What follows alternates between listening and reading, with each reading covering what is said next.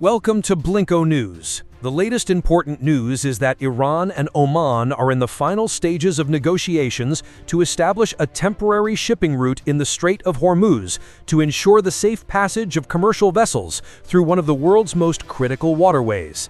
Speaking at a weekly press conference in Tehran, Iranian Foreign Ministry spokesman Esmail Baghai said that the talks are focused on combining the southern route through Omani waters and the northern route through Iranian territorial waters into a single intermediate corridor. This temporary route would remain in use until a permanent maritime passage is finalized. Baghai explained that the negotiations are centered on creating one shared round-trip corridor rather than multiple separate routes, with the goal of improving safety and stability for international shipping in the Strait of Hormuz. He also claimed that the current situation in the strait is not the result of disagreements between Iran and Oman, but rather a consequence of what Iran describes as U.S. and Israeli military actions against the country. According to Baghai, the status of the strait is unlikely to change as long as Washington continues its current policies towards Iran. Meanwhile, Iranian Foreign Minister Saeed Abbas Araghchi said during a cabinet meeting that negotiations with Oman have entered their final phase and that a significant breakthrough could be announced soon. During the same press conference, Baghai warned that Iran would take all necessary measures to hold Ukraine accountable for a recent attack on an Iranian-linked vessel.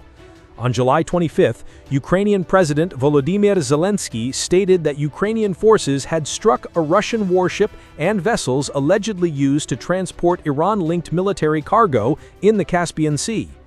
Iran tightened restrictions in the Strait of Hormuz on February 28th, limiting the movement of vessels linked to Israel and the United States following joint strikes on Iranian territory. Since then, tensions in the region have escalated significantly.